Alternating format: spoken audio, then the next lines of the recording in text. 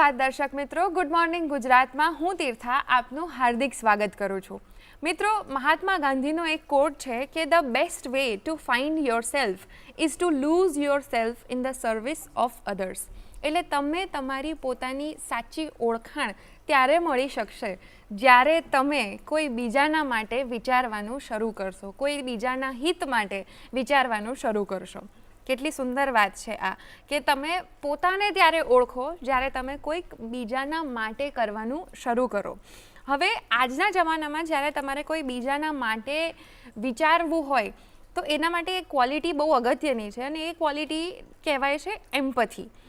એમ્પથી એટલે એ શબ્દનો ખરેખરો અર્થ એ થાય કે જ્યારે આપણે યુઝ્યુઅલી કોઈક એવા માણસને જોઈએ કે જે દુઃખમાં છે, એમની સાથે એમની પર કોઈક ખરાબ પરિસ્થિતિ અત્યારે છે, તો આપણે એમને જોઈએ ને અરે રે બહુ ખોટું થયું અને બિચારા ગણીએ એમને, તો એ સિમ્પથી થઈ જશે કે આપણે એમની તરફ એક દયા ભાવનાથી જોઈએ છે.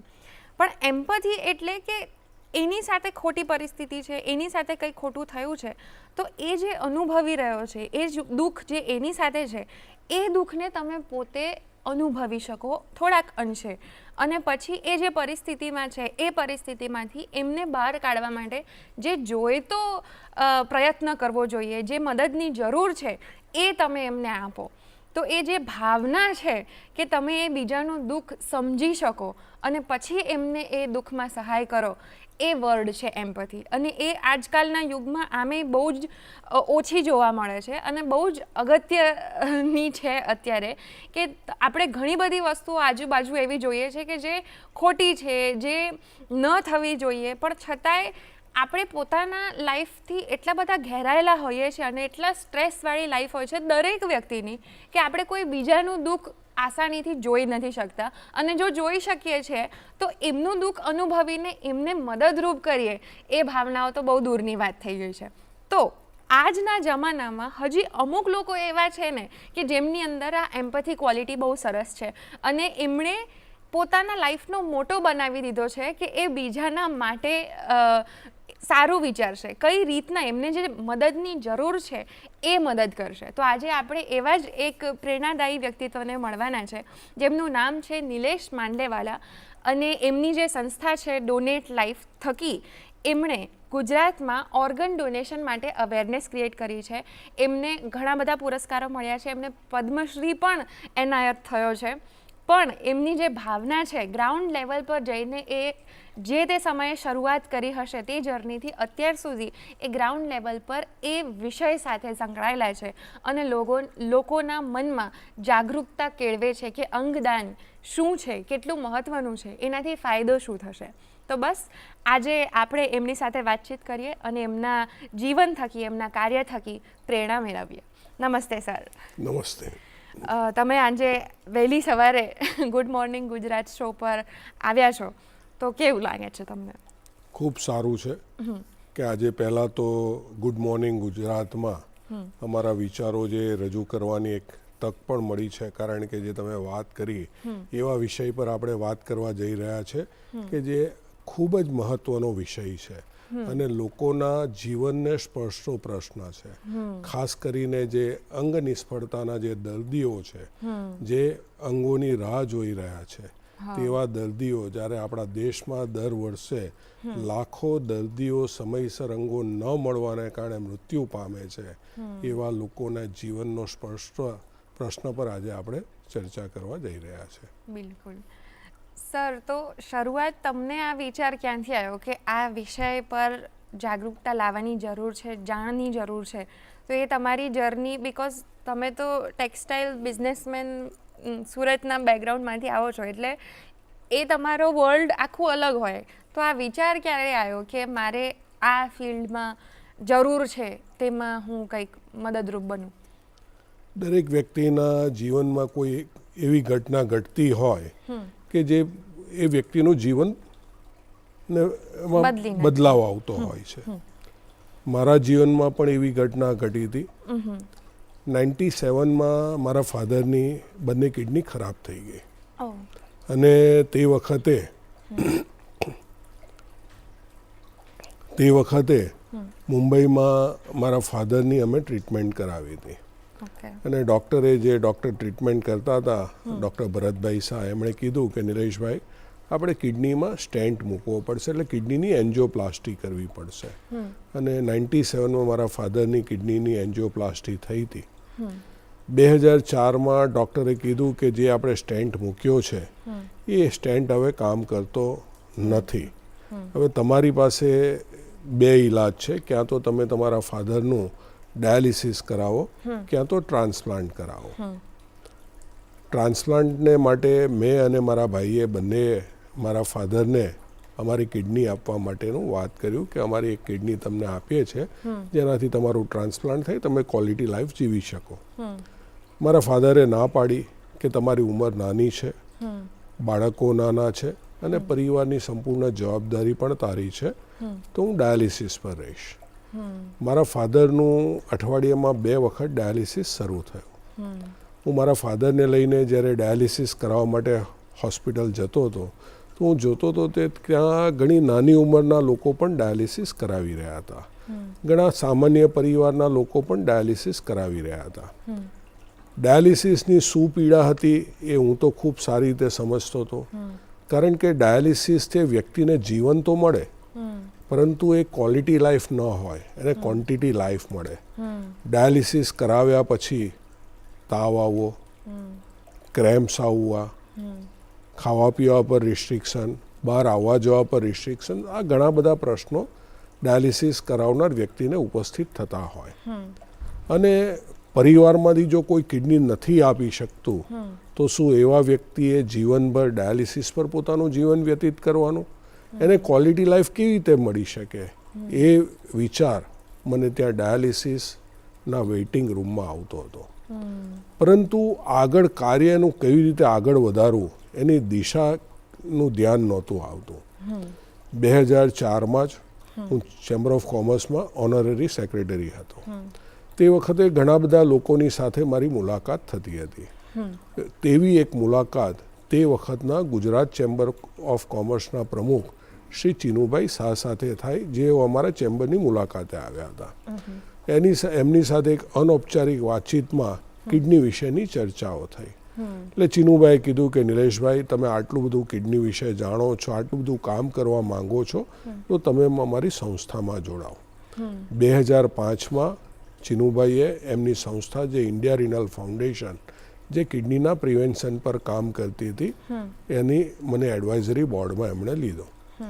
શરૂઆતમાં મેં કિડનીના પ્રિવેન્શન પર જ કામ કર્યું, પરંતુ મારી સોચ અલગ હતી. મારી સોચ હતી કે જે લોકો કિડનીના પ્રિવેન્શન પર તો ઘણા બધા લોકો કામ કરે છે, પરંતુ જે વ્યક્તિને કિડનીની જરૂરિયાત હોય છે તેવા વ્યક્તિની જરૂરિયાત પર કોઈ કામ થતા નથી. મેં ઘણું બધું વાંચ્યું, જોયું, સાંભળ્યું, રિસર્ચ કર્યું, ત્યારે જાણકારી મળી કે બ્રેઇન ડેડ વ્યક્તિના જો અંગોનું દાન કરાવવામાં આવે તો આવા જે કિડની નિષ્ફળતાના દર્દીઓ છે એને નવું જીવન મળી શકે. એટલે મેં સુરત શહેરના જુદા જુદા આઈસીયુના કોન્ટેક્ટ કરવાના શરૂ કર્યા, ત્યાંના ડૉક્ટરોના કોન્ટેક્ટ કરવાના શરૂ કર્યા, ન્યુરોસર્જન, ન્યુરોફિઝિશિયનના કોન્ટેક્ટ કરવાના શરૂ કર્યા કે જ્યારે આવું પણ કોઈક બ્રેઇન ડેડ પેશન્ટ તમારી પાસે આવે તો એની જાણકારી અમને આપજો.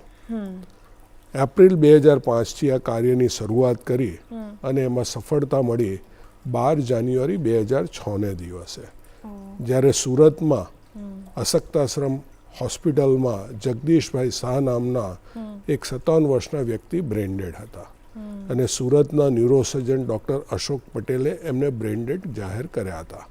એની જાણકારી અમને આપવામાં આવી. એમના જગદીશભાઈના પરિવારની સાથે કાઉન્સેલિંગ કર્યું. આ પહેલું જ કાઉન્સેલિંગ અમારું પણ હતું. એટલે કાઉન્સેલિંગ કેવી રીતે કરવું, શું કરવું એની પણ એટલી ખાસ જાણકારી નહોતી, પરંતુ એક જ વિષય એમને સમજાવ્યો કે તમારા સ્વજનના અંગોની સ્વર્ગમાં જરૂર નથી, પરંતુ પૃથ્વી પર જરૂર છે, કે એનાથી કોકને નવું જીવન મળશે અને શરીર તો રાખસ થઈ જવાનું છે. એના બદલે જો આપણે આવા તમારા બ્રેઇન ડેડ સ્વજનના અંગોનું દાન કરીએ તો કોકને ને કોકને નવું જીવન મળશે. જગદીશભાઈનો દિવ્ય આત્મા હતો અને એમના પત્ની જ્યોતિબેન અને એમના બંને પુત્રોએ અંગદાનની સંમતિ આપી. સુરતમાં કિડની ટ્રાન્સપ્લાન્ટની સુવિધા ન હોવાને કારણે અમદાવાદની ઇન્સ્ટિટ્યૂટ ઓફ કિડની ડિસીઝ અને રિસર્ચ સેન્ટરના ડૉક્ટર એચ.એલ. ત્રિવેદી સાહેબનો સંપર્ક કરવામાં આવ્યો. ત્રિવેદી સાહેબે એમની ટીમને સુરત મોકલી અને કિડનીને પ્રોક્યોર કરી. આ ગુજરાતમાં સૌ પ્રથમ વખત ઇન્ટરસિટી કિડની દાન અને ટ્રાન્સપ્લાન્ટની અહીંયાથી શરૂઆત થઈ હતી. આ રીતે અમારી જર્નીની શરૂઆત થઈ. ત્યાર પછી તો ઘણા બધા એવા પ્રસંગો આવ્યા કે જેમાં કન્ટિન્યુઅસ અંગદાન થતા ગયા. જાન્યુઆરીમાં અમે આ કિડનીનું દાન કરાવ્યું. ત્યાર પછી ફેબ્રુઆરી 2006માં કિડનીની સાથે લીવરનું પણ દાન થયું. લીવરનું તે વખતે લીવરનું ટ્રાન્સપ્લાન્ટ ગુજરાતમાં થતું નહોતું. રાજુ ગોહિલ નામનો એક 24 વર્ષનો યુવાન હતો. એ બ્રેઇન ડેડ હતો અને એના સ્વજનોની સાથે ચર્ચા કરીને કિડનીની સાથે લીવરનું દાન કરાવ્યું. અને એ લીવરનું ટ્રાન્સપ્લાન્ટ હૈદરાબાદની ગ્લોબલ હોસ્પિટલમાં થયું. એ ગુજરાતનું પહેલું લીવરનું ડોનેશન હતું. ગુજરાતમાંથી બીજા રાજ્યમાં મોકલવામાં આવેલું, એટલે ઇન્ટરસ્ટેટ પણ એ પહેલું ડોનેશન અને ટ્રાન્સપ્લાન્ટની પહેલી ઘટના હતી. અને ત્યાર પછી મે 2006માં એક કૃષાંક પટેલ નામનો 4.5 વર્ષનો બાળક રોડ એક્સિડન્ટમાં બ્રેઇન ડેડ થયો હતો. એના પિતા જસવંતભાઈ, જે સુરતના એડવોકેટ છે, એમની સાથે ચર્ચા કરી. એમણે એમના દીકરાના કિડનીના દાનની મંજૂરી આપી અને 4.5 વર્ષના બાળકની કિડનીનું દાન કરાવ્યું મે 2006માં. એ પણ ગુજરાતમાં સૌ પ્રથમ વખત નાના બાળકના કિડની દાનની આ પહેલી ઘટના હતી. આ રીતે અમારી યાત્રાની શરૂઆત થઈ અને જે બીજ વાવ્યું હતું આ 3 પરિવારે, એ બીજ એ મજબૂત ઇમારત આજે બનીને આપ જોઈ શકો છો. અને આજે એ બીજ વટવૃક્ષ બની ચૂક્યું છે કે જેનો લાભ અસંખ્ય અંગ નિષ્ફળતાના દર્દીઓને મળી રહ્યો છે. બિલકુલ. અને શરૂઆત જ્યારે તમે કરી હતી, કે તમે કહ્યું એમ કે એ 3 પરિવારના તો ઓન ધ સ્પોટ કાઉન્સેલિંગ તમે કર્યા હશે, તમને જાણ થઈ પછી તમે ગયા. એ પછીથી જ્યારે તમે એને પ્રોપર સંસ્થાનું નામ આપ્યું, donate life 2005 approx. Donate life સંસ્થાનું નામ અમે ડોનેટ લાઈફની સંસ્થા બનાવી 2014માં. ઓકે, હા. તો તમે જ્યારે બીજા લોકોને, આ તો તમને માહિતી આવે એ પછી તમે એમને કાઉન્સેલિંગ કરવા જતા હતા ને ત્યારે એનું ટ્રાન્સપ્લાન્ટ વિશેની વાતચીત કરતા હતા. તો અવેરનેસ માટે જે તમે પછી કર્યા છે, કાઉન્સેલિંગ જે વારંવાર કર્યા હશે, ઘણા બધા લોકોના કર્યા હશે, તો એમાં તમને સોસાયટીનો રિસ્પોન્સ કેવો મળેલો પહેલાં? તીર્થા, પહેલાં તો હું વાત કરીશ કે કાઉન્સેલિંગ પહેલાં અવેરનેસ ખૂબ જરૂરી હતી. કારણ કે લોકોને બ્રેઇન ડેડનો કન્સેપ્ટ જ નહોતો ખબર. લોકોને એવું હતું કે વ્યક્તિનું હૃદય બંધ થઈ ગયું એટલે મૃત્યુ પામ્યો છે. પરંતુ brain dead is equal to death. એનું શરીર છે પણ આત્મા ચાલી ગયો છે. આ કન્સેપ્ટ લોકોને ખબર નહોતો. એને કારણે શું થતું કે જ્યારે પણ હોસ્પિટલમાં અમને કોલ આવે, અમે કાઉન્સેલિંગ માટે જઈએ, ત્યારે લોકોએ સ્વીકારવા તૈયાર નહોતા. કારણ કે એને એવું લાગે કે વ્યક્તિનું હૃદય તો ધડકી રહ્યું છે અને શ્વાસ ભરી રહ્યો છે, પણ અમે એ લોકોને સમજાવતા કે આ શ્વાસ એટલા માટે, હૃદય એટલા માટે ધડકી રહ્યું છે કે વેન્ટિલેટરના માધ્યમથી એને ઓક્સિજન આપવામાં આવી રહ્યો છે. અમે એ લોકોને સમજાવતા કે જે વ્યક્તિ બ્રેઇન ડેડ છે એને પોતાનો શ્વાસ હોતો નથી અને દવાના માધ્યમથી એનું બ્લડ પ્રેશર મેન્ટેન કરવામાં આવી રહ્યું છે.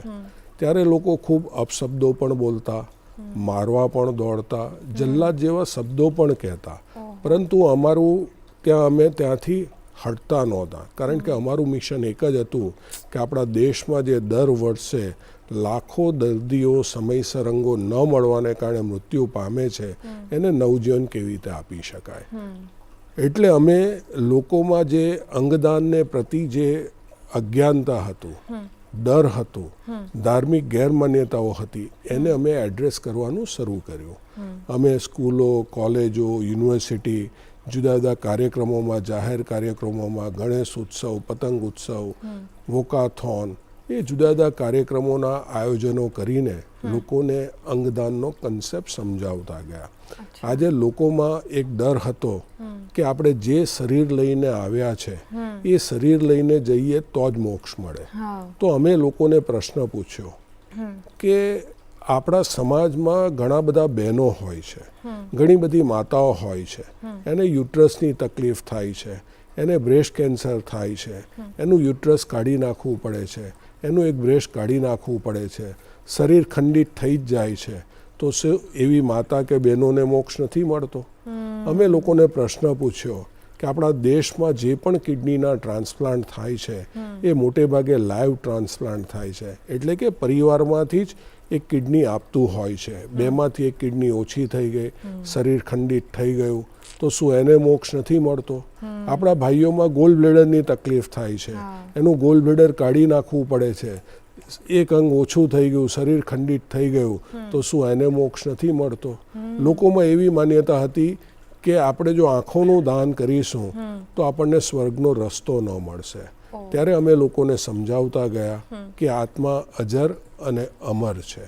જ્યારે પણ વ્યક્તિનું મૃત્યુ થાય છે ત્યારે આત્મા પહેલો ચાલી જાય છે, અને જે આપણે એના પાર્થિવ દેહનો અંતિમ સંસ્કાર કરીએ છીએ, કાં દફનાવીએ છીએ, એ તો ફક્ત એક ખોખું જ હોય છે.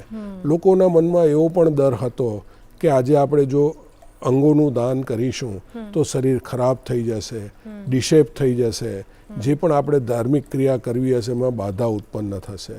ત્યારે અમે લોકોને સમજાવ્યું કે જેમ આપણા શરીર પર કોઈ સર્જરી થાય, સ્ટીચીસ લેવામાં આવે, એ જ રીતે ઓર્ગન ડોનેશન કર્યા પછી પણ સ્ટીચીસ લઈને પરિવારને માન સન્માન સાથે એના પાર્થિવ દેહને સુપ્રત કરવામાં આવે છે. શરીર બિલકુલ ખરાબ થતું નથી.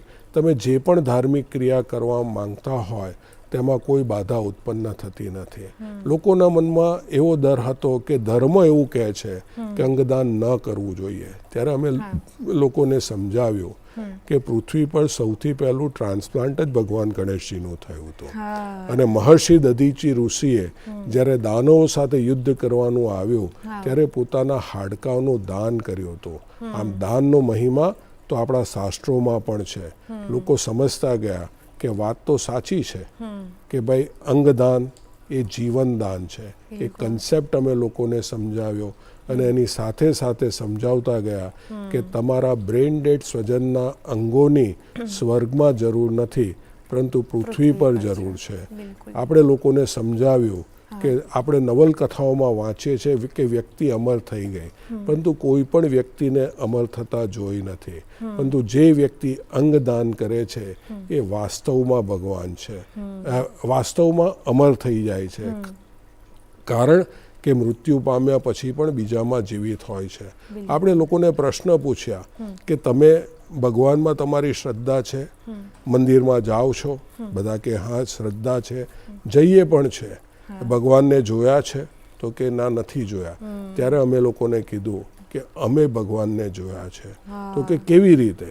ત્યારે એ લોકોને જણાવ્યું કે જ્યારે આપણા પરિવારમાં સંતાનનો જન્મ ન થતો હોય ત્યારે આપણે ભગવાનની માનતા માનીએ, અને ઈશ્વરના આશીર્વાદ આપણા પરિવાર પર આવે ત્યારે આપણા પરિવારમાં સંતાનનો જન્મ થતો હોય છે.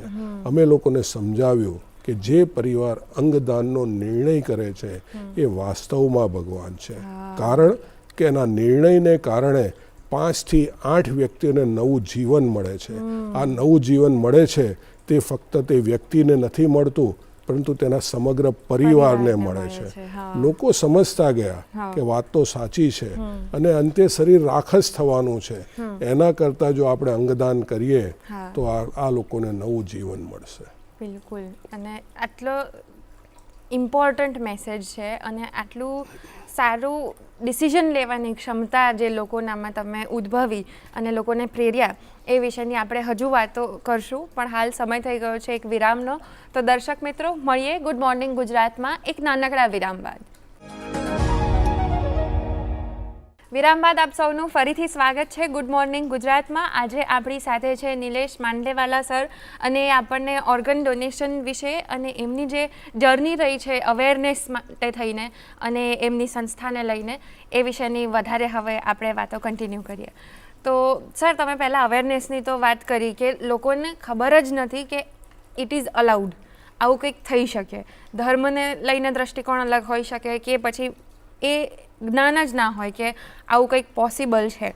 તો એ અવેરનેસ તો ક્રિએટ કરવી એ એક વસ્તુ છે. પણ તમે જેમ કીધું કે કાઉન્સિલિંગ પોર્શન જ્યારે આવતો હોય છે ત્યારે ઓલરેડી કોઈક પરિવાર છે જે દુઃખદ પરિસ્થિતિમાં છે. હવે એ સમયે એમને સમજાવવા અને પછી એમની જોડેથી પેલી હા પડાવવી જે યસ જોઈએ ડિસિઝન માટેનું કે તમે ઓર્ગન ડોનેશન કરી શકો. તો એવો કોઈ કિસ્સો તમે શેર કરી શકો છો જે તમારા માટે પણ ઇમોશનલી થોડો ચેલેન્જિંગ રહ્યો હોય બટ ઇવેન્ચ્યુઅલી એમણે હા પાડી હોય ને પછી એના લીધે કોઈ બીજાને જીવનદાન થયું હોય? તો તીર્થા, આજે 20 વર્ષની જર્નીમાં ઘણા બધા કિસ્સાઓ એવા રહ્યા હોય કે જે ખૂબ જ દિલની નજદીક હોય. આમ તો દરેક કિસ્સો દિલની નજદીક જ હોય છે, કારણ કે આ એવા પરિવારો છે કે જે લોકોએ પોતાના બ્રેઇન ડેડ સ્વજનના અંગોના દાન કરવાની સંમતિ આપી હતી. પરંતુ જે શરૂઆતના મેં 2-3 કિસ્સા કીધા, પહેલો કિડનીનો, લીવરનો, નાના બાળકનું કિડનીનું, પરંતુ હું વાત કરીશ 2017ની. સપ્ટેમ્બર 2017માં એક સોમનાથ શાહ નામનો 14 મહિનાનું બાળક એ બ્રેઇન ડેડ થયો હતો. સુરતની સિવિલ હોસ્પિટલમાં હતો. જ્યારે અમને સુરત સિવિલ હોસ્પિટલથી કોલ આવ્યો, અમે જઈને એના ફાધરને સમજાવ્યું, સુનિલને સમજાવ્યું. ગણપતિના દિવસો હતા. એણે કીધું કે સર मुझे थोड़ा सा समय चाहिए सोचने के लिए, आप रात को 10 बजे आइए. અમે 10 વાગે પાછા ગયા, પાછું સમજાવ્યું. એ કહે સર નહીં, કલ સુબહ में आइए. બીજે દિવસે સોમવાર હતો, સવારે પાછા ગયા. सर बात तो सही है लेकिन मुझे और थोड़ा समय चाहिए. सांझे 5 वागे फ़ोन आयो कि सर मेरी वाइफ किरण आपसे बात करना चाहती है. मैं पाछा सिविल हॉस्पिटल गया.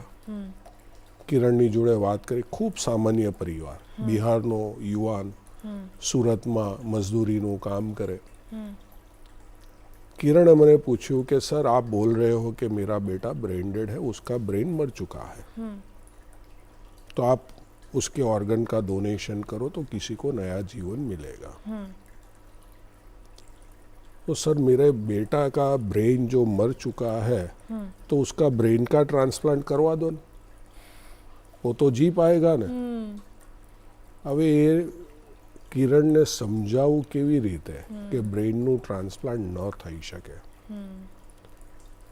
મેં એને એટલું જ કીધું કે કિરણ, સોમનાથ મર ચુકા હૈ.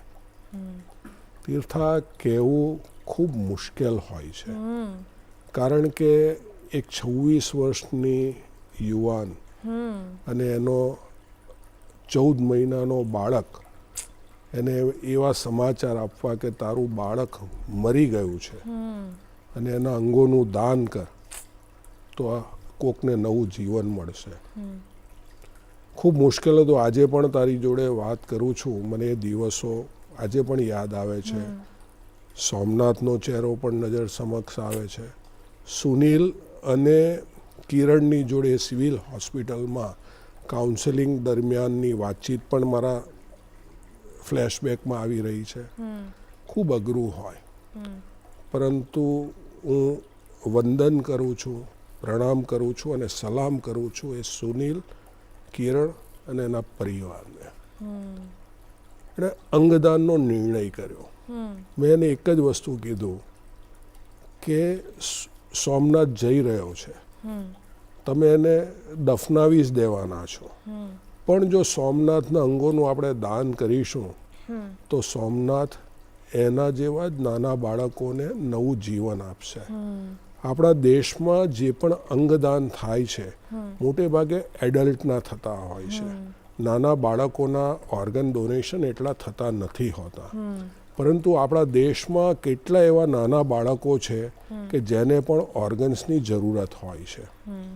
અને સુનિલ અને કિરણે કીધું કે સર આપ આગે बढ़िए, सोमनाथ के जितने भी अंगों का दान हो सकता है वो करवाइए અને સોમનાથના બીજા અંગોની સાથે હૃદયનું દાન થયું અને દેશમાં સૌથી નાની ઉંમરના હૃદયદાનની આ પહેલી ઘટના હતી અને એનું ટ્રાન્સપ્લાન્ટ મુંબઈમાં એક 3.5 વર્ષની દીકરીમાં થયું અને એ દીકરી 16 મહિનાથી બેડ પર પોતાનું જીવન વ્યતીત કરી રહી હતી. 3.5 વર્ષની દીકરી હતી. આજે પણ તમે ગૂગલમાં સર્ચ કરશો તો તે વખતે મુંબઈમાં સેવ આરાધ્ય નામથી ખૂબ મોટું કેમ્પેઇન ચાલ્યું હતું. આજે ટ્રાન્સપ્લાન્ટને 8 વર્ષ પૂર્ણ થઈ ગયા છે. એ દીકરી આજે પણ પોતાનું નોર્મલ જીવન જીવી રહી છે. એ જ રીતે બીજો એક કિસ્સો હેન્ડ ડોનેશનનો હતો. આજે ઇન્ટરનલ ઓર્ગન્સના ડોનેશન કરાવવા અને એક્સટર્નલ ઓર્ગન્સના ડોનેશન કરાવવા ખૂબ કપરા હોય, કારણ કે અંદરના જે ઇન્ટરનલ ઓર્ગન્સ હોય એ દેખાતું ન હોય, પરંતુ એક્સટર્નલ હાથનું દાન કરાવવું એટલે ઘણા પરિવારને એવો વિચાર આવે કે કેવું દેખાશે, બોડી કેવું થઈ જશે, આ તે એ સમજાવવું ખૂબ મુશ્કેલ હોય. ઓક્ટોબર 2021માં એક ધાર્મિક કાકડિયા નામનો યુવાન 14 વર્ષનો યુવાન બ્રેન ડેડ થયો હતો. ધાર્મિકની પોતાની પણ કિડની ખરાબ હતી. અમે એના પરિવાર સાથે અંગદાન વિશેની વાતચીત કરી. પરિવાર પહેલેથી એમને ખબર હતી કે આજે પોતાના દીકરાને કિડનીની ખરાબી છે તો અંગદાનનું મહત્ત્વ શું છે. એમણે હા પાડી, પણ ત્યાર પછી અમે એની સાથે હેન્ડના ડોનેશન માટે વાત કરી. અમે એમને સમજાવ્યું કે આજે આપણા દેશમાં કેટલા આપણા દેશના એવા જવાનો છે જે આપણા દેશની સુરક્ષાને માટે લડતા બોમ્બ બ્લાસ્ટમાં પોતાના બંને હાથ ગુમાવી બેસે છે. આપણા દેશમાં કેટલા એવા નાગરિકો છે કે જે અકસ્માતમાં કે ઇલેક્ટ્રિક કરંટ લાગવાને કારણે પોતાના બંને હાથ કાપી નાખવા પડે છે અને એણે પરાવલંબી જીવન જીવવું પડતું હોય છે. જો આપણે એના હાથોના દાન કરાવીએ તો આવા વ્યક્તિઓને નવું જીવન મળે. પરિવાર ખૂબ જ અસમંજસમાં હતો કે આ કરવું કે કેમ. એમનો પ્રશ્ન આવ્યો કે હાથોનું દાન કરાવીશું તો બોડી ખરાબ તો ન થઈ જાય ને. ત્યારે અમે લોકોને સમજાવ્યું કે આપણે હાથના દાન કરાવ્યા પછી એને પ્રોસ્ટેસિસ લગાડી દેશું જેથી ખરાબ ન દેખાય અને અંતે તો એ રાખ જ થવાનું છે. પરિવારે અડધો કલાકનો સમય લીધો અને પછી હાથના દાનની પણ મંજૂરી આપી. આ પણ મારા જીવનમાં ખૂબ, કારણ કે આ પહેલું હાથનું દાન હતું દેશમાં કે જે સૌથી નાની ઉંમરના બાળકના હાથના દાન થઈ રહ્યા હતા. એટલે આવા તો અનેક કિસ્સા છે. 9 વર્ષની દીકરીના હાથના દાનની મંજૂરી આપી, વિશ્વમાં સૌથી નાની ઉંમરના બાળકનું હાથનું દાન. આવા તો અનેક કિસ્સાઓ છે. કહેવા જઈએ તો સમય ઓછો પડે, પણ દરેક કિસ્સાઓ છે તે અમારા દિલના હૃદયમાં છે. એ મેં પૂછ્યું એટલે જ કે એ કેટલું અઘરું હોય છે. એક તો તમારા માટે ઇમોશનલી ડ્રેનિંગ એ વસ્તુ હોય, પણ બિકોઝ એ સારા કોઝ માટે છે તો એ અગત્યનું છે. અને ઘણી વખત એવું થાય કે આપણે કોઈકને જ્યાં સુધી એને એક સોશિયલ મેસેજ તરીકે સાંભળ કરતા હોય તો એ કદાચ ટચ ના થાય, પણ જ્યારે એને તમે એક ઇન્સિડન્ટના ફોર્મમાં શેર કરો તો જે અત્યારે અનુભવાયું મને કે કેટલું ડિફિકલ્ટ હશે એ લોકોને પ્રેરિત કરી શકે છે. અમે પણ રડતા હોઈએ છીએ, એવું નથી કે અમે રડતા નથી હોતા, પણ અમારા આંસુ અમે લોકોને બતાવી નથી શકતા, કારણ કે નહીં તો આ કાર્ય જ ન થઈ શકે. કારણ કે 14 મહિનાનું બાળક, આટલું નાનું બાળક, ફૂલ જેવું બાળક બેડ પર હોય અને એના અંગદાનનું કરાવવું એ સહેલું નથી હોતું, પરંતુ ધન્ય છે, પ્રણામ છે એ માતા પિતાને. એટલે તમે શરૂઆત કરી હતી અવેરનેસથી, પછી ધીરે ધીરે આગળ આવતા ગયા છો, તો હવે તમને ચેન્જ એક તો શું જોવા મળે છે ગુજરાતને લઈને? કે ગુજરાતમાં શરૂઆત કરી હતી અવેરનેસથી, કાઉન્સેલિંગથી, અત્યારે જે અવેરનેસ આવી ગઈ છે ઓલરેડી, તો એમાં તમને ચેન્જ શું લાગે છે? કે how did your institute help? કે બહુ મોટો બદલાવ આવ્યો છે. પહેલાંના સમયમાં એવું હતું કે કાઉન્સેલિંગ કરવું પડતું, ડૉક્ટરોના ફોન આવતા, હોસ્પિટલોના ફોન આવતા, હવે ઘણી વખત એવું થાય છે કે પરિવારના ફોન આવે છે. જ્યારે ડૉક્ટર બ્રેઇન ડેડ ડિક્લેર કરે છે ત્યારે પરિવાર સામેથી ફોન કરે છે કે સાહેબ અમારે ડૉક્ટરે બ્રેઇન ડેડ ડિક્લેર કર્યું છે અને અમારે સમજવું છે કે આ અંગદાન શું છે. અમે હોસ્પિટલ જઈને કાઉન્સેલિંગ કરીએ છીએ. આ તો બ્રેઇન ડેડના કિસ્સાની વાત કરીએ, પરંતુ સૌથી મોટો બદલાવ એ છે કે નેચરલ ડેથમાં પણ લોકોના ફોન આવે છે કે અમારે અંગદાન કરવું છે. એટલે અંગદાન નેચરલ ડેથમાં ખાલી ટિશ્યુનું દાન થઈ શકે છે. કોર્નિયા છે, સ્કિન છે, બોન્સ છે, હાર્ટવાલ્સ છે, એનું દાન થઈ શકે છે. પરંતુ લોકોએ આજે અંગદાન કરવું છે, લોકોને થાય એણે લોકોએ કન્સેપ્ટને સમજ્યા કે શરીર રાખ જ થઈ જવાનું છે, એના કરતાં આપણે કોઈકને કામ તો આવીએ, કે સૌથી મોટો બદલાવ છે. પરંતુ હજુ ઘણું બધું કાર્ય કરવાનું એમાં પણ બાકી છે. કારણ કે જેટલી અવેરનેસ આવવી જોઈએ એટલી હજુ પણ નથી. આજે કેટલાય લોકો આજની તારીખે પણ આજે આપ જો ગુજરાતનું પણ વેઇટિંગ લિસ્ટ જોઈએ તો આજે કેટલા લોકો 4-5 વર્ષથી કિડનીના વેઇટિંગ લિસ્ટમાં હોય છે, લીવરના વેઇટિંગ લિસ્ટમાં હોય છે, હૃદયના વેઇટિંગ લિસ્ટમાં હોય છે. 5 વર્ષ ડાયાલિસિસની પીડા એ શું હોઈ શકે, જે ડાયાલિસિસ કરાવતું હોય એને જ ખબર પડે અને એના પરિવારને જ ખબર પડે. કિડનીમાં તો ડાયાલિસિસ પણ ઈલાજ છે, પરંતુ લીવરમાં તો ટ્રાન્સપ્લાન્ટને સિવાય કોઈ ઈલાજ જ નથી. અને જેને પરિવારમાંથી કોઈ લીવર નથી આપી શકતું, કે ફેટી લીવર છે કે અન્ય કોઈ કારણસર, તો એની પીડા શું હોઈ શકે. કિડની અને લીવર તો પરિવારમાંથી પણ આપી શકાય, પરંતુ જેને હૃદયની તકલીફ છે, જેને ફેફસાની તકલીફ છે, જીવતા જીવત તો કોઈ પણ વ્યક્તિ પોતાના હૃદયનું દાન ન કરી શકે. એનું હૃદયનું પમ્પિંગ 5% હોય, 10% હોય, 5 સ્ટેપ ચાલતો હોય તો એના શ્વાસ ફૂલી જતા હોય, ખાવા પીવા પર રિસ્ટ્રિક્શન હોય, એને જીવન કેવી રીતે મળશે? આ ખૂબ મોટો વિષય છે અને હજુ ઘણી બધી મંજિલ લાંબી કાપવાની છે. પરંતુ અમારી સંસ્થાએ એક મિશન બનાવ્યું છે, મિશન 2047. આપણા દેશના યશસ્વી વડાપ્રધાન માન્ય શ્રી નરેન્દ્રભાઈએ વિકસિત ભારતની પરિકલ્પના રજૂ કરી છે. આપણે પણ દેશના એક નાગરિક તરીકે આપણે પોતાનું યોગદાન કેવી રીતે આપી શકીએ? આપણા વડાપ્રધાનના હાથ વધારે મજબૂત કેવી રીતે બનાવી શકીએ? તો અમારી ડોનેટ લાઈફ સંસ્થાએ એક મિશન બનાવ્યું કે વર્ષ 2047માં જ્યારે આપણો દેશ શતાબ્દી વર્ષની ઉજવણી કરી રહ્યો હોય ત્યારે આપણા દેશમાં કોઈ પણ વ્યક્તિનું મૃત્યુ અંગ ન મળવાને કારણે ન થાય. આ મિશન લઈને ડોનેટ લાઈફ ચાલી રહ્યું છે અને એને માટે યુવાનોને તૈયાર કરવાનું કામ અમે સોંપ્યું છે.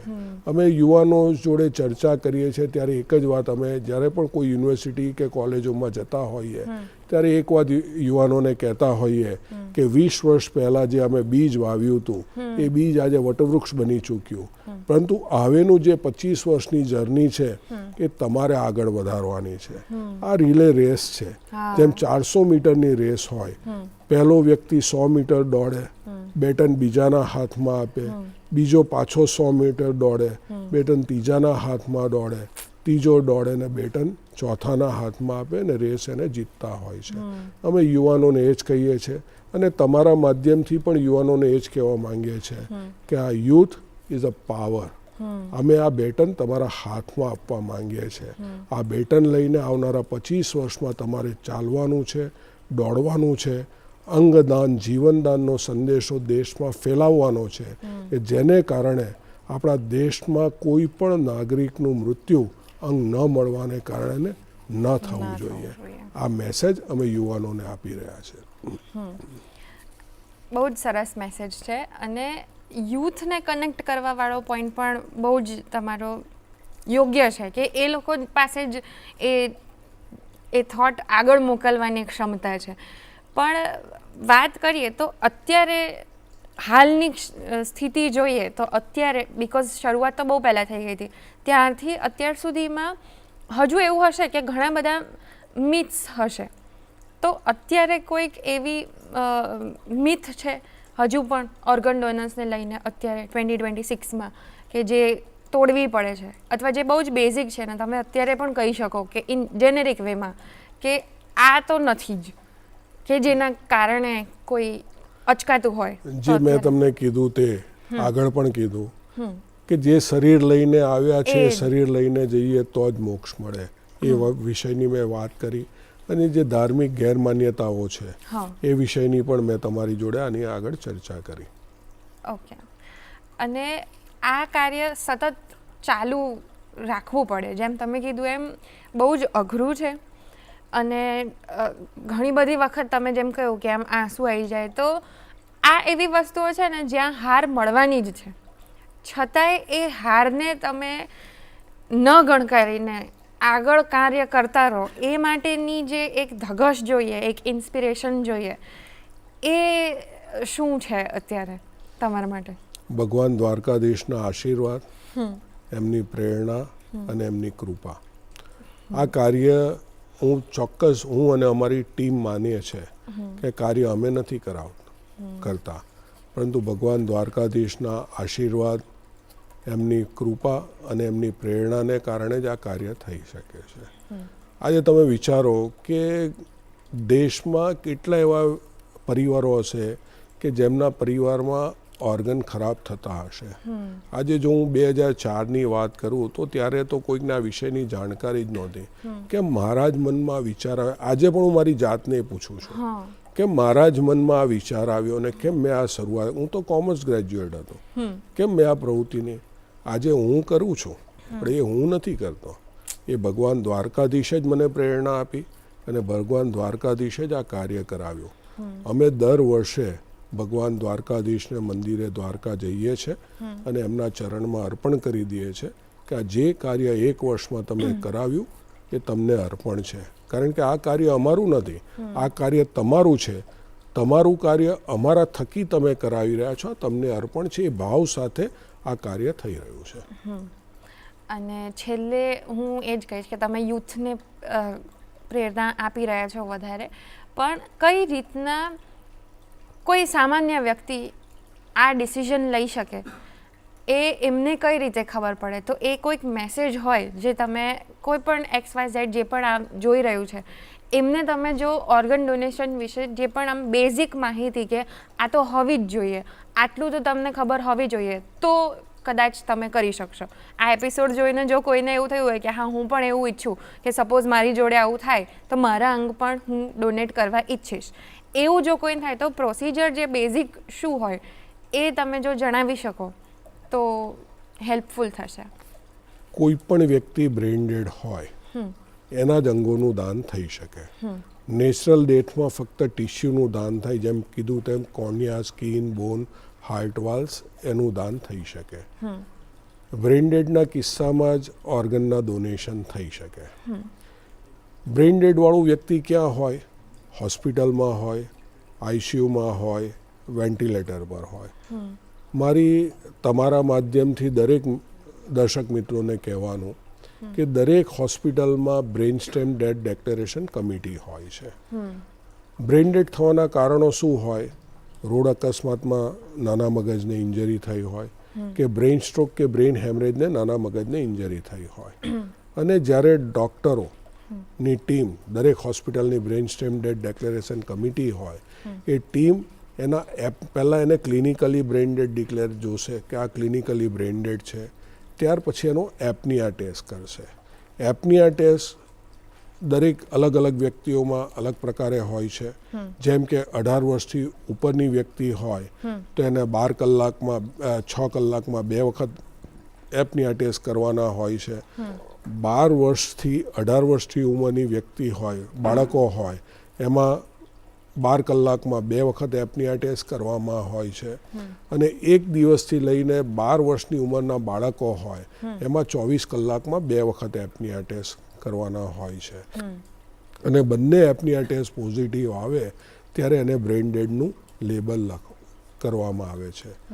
મારી તમારા માધ્યમથી દરેક દર્શક મિત્રોને નમ્ર અરજ છે કે આજે આપણા પરિવારમાં કોઈક સ્વજનનું મૃત્યુ થાય છે ત્યારે આપણે એમના શરીરના ઉપર ઓર્નામેન્ટ્સ હોય છે તે લઈ લઈએ છીએ. શા માટે લઈ લઈએ છીએ? એ કિંમતી છે, આપણા પરિવારના અન્ય સભ્યને કામ લાગશે. દોસ્તો, આ ઓર્ગન્સ એના કરતાં પણ વધારે કિંમતી છે. આ ઓર્ગન્સ કોઈ ફેક્ટરીમાં બનતા નથી. હાથથી એને બાળી કે દાટી દેવાને બદલે જો આપણે એના અંગોનું દાન કરાવીશું તો આપણા દેશમાં જે દર વર્ષે લાખો દર્દીઓ સમયસર અંગો ન મળવાને કારણે મૃત્યુ પામે છે એને નવજીવન મળશે. આથી મારી આપ સૌને નમ્ર વિનંતી છે કે જ્યારે પણ કોઈક વ્યક્તિ બ્રેઇન ડેડ હોય કે તેની જાણકારી તમને પ્રાપ્ત થાય ત્યારે તેના અંગોનું દાન કરાવીને આપણા દેશમાં જે દર વર્ષે લાખો દર્દીઓ સમયસર અંગો ન મળવાને કારણે મૃત્યુ પામે છે એને નવજીવન આપવાના યજ્ઞમાં જોડાઈએ. આજે નવજીવન મળે છે તે ફક્ત તે વ્યક્તિને નથી મળતું પરંતુ તેના સમગ્ર પરિવારને મળે છે. મિત્રો, આપણે સૌ સાથે મળીને અંગદાન જીવનદાનનો સંદેશો સમાજમાં ફેલાવીએ. અંતમાં એટલું જ કહીશ કે सांसें निकलते ही यह शरीर नश्वर बन जाएगा, सांसें निकलते ही यह शरीर नश्वर बन जाएगा, अंगदान कर ले रे मानव तू ईश्वर बन जाएगा. जन्म महान कर, कर्म महान कर, धर्म महान कर, अंगदान कर, अंगदान कर, अंगदान कर. Thank you so much. બહુ જ સરસ મેસેજ તમે આપ્યો છે અને આઈ હોપ કે આના કારણે અને જે તમે બાકી વાતચીત કરી અને કોઈ પણ બીજા માધ્યમના કારણે જો બીજું કોઈ પ્રેરાયું હોય અંગદાન કરવા માટે તો થેન્ક યુ સો મચ. ફરીથી તમે અહીંયા અમારા શો પર આવ્યા, અમને આટલા બધા મૂવિંગ કિસ્સાઓ કીધા અને અમને ઇન્સ્પાયર કર્યા એ બદલ ફરી એક વખત ખૂબ ખૂબ આભાર. Thank you very much. તો મિત્રો, તમને આજનો એપિસોડ કેવો લાગ્યો? તમે ઇન્સ્પાયર થયા? એ અમને ચોક્કસ જણાવો હવે અમારા ઈમેલ આઈડી પર goodmorninggujratshow@gmail.com પર તમારા રિવ્યૂઝ, તમારી કોઈ ગેસ્ટ રિક્વેસ્ટ અથવા સજેશન્સ ગમે તે હોય બધું અમને મોકલજો, અમે એને ચોક્કસથી આવકારીશું. હવે આપણે પહોંચી ગયા છે સંગીત સેગમેન્ટમાં અને આજે આપણે સાંભળવાના છે મીત દવેના સ્વરમાં એક સરસ મજાનું પ્રભાતિયું. તો તમે એને માણો. ફરી મળીશ હું ગુડ મોર્નિંગ ગુજરાતના આવતા એપિસોડ.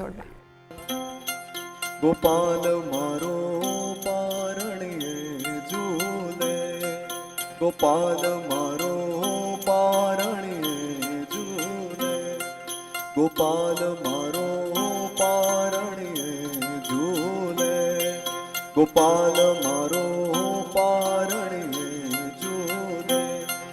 ઝુલાવે ગોકુળની ગોપી રે ઝુલાવે, ગોકુળની ગોપી રે ગોપાલ મારો પારણીએ ઝૂલે, ગોપાલ મારો પારણીએ ઝૂલે રે, ગોપાલ મારો પારણીએ ઝૂલે, ગોપાલ મારો પારણીએ ઝૂલે.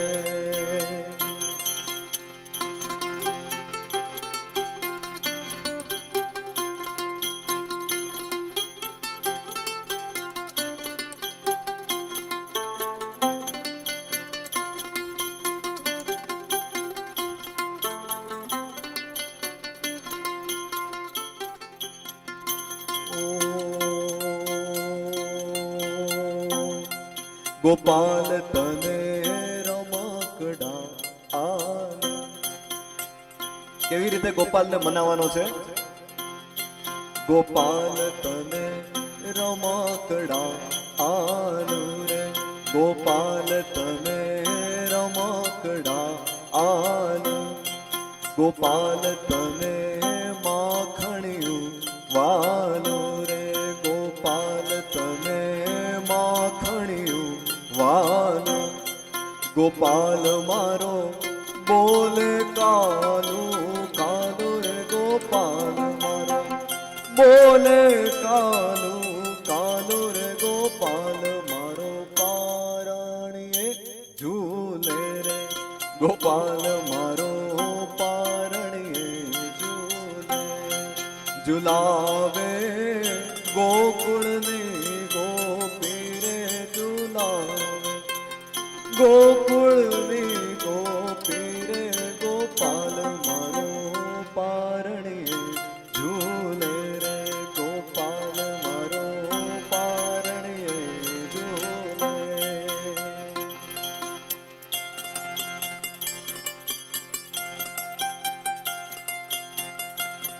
હા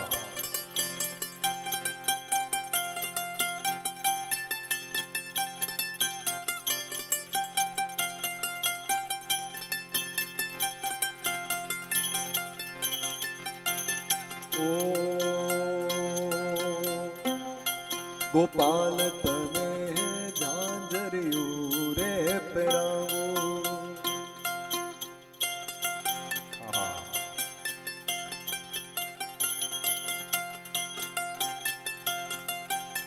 શું ગોપીનો ભાવ છે જોવો તો ખરા. ગોપાલ તને ઝાંઝરિયું રે પહેરાવું.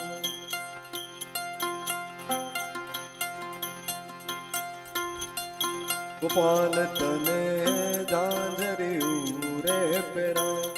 એ નાની નાની ડગલિયું રે ભરાવું. એ નાની નાની ડગલિયું રે ભરાવું. ગોપાલ તને આંગણામાં નચાવું રે. ગોપાલ તને આંગણામાં નચાવું રે. ગોપાલ મારો પારણીએ ઝૂલે રે. ગોપાલ મારો પારણીએ ઝૂલે રે.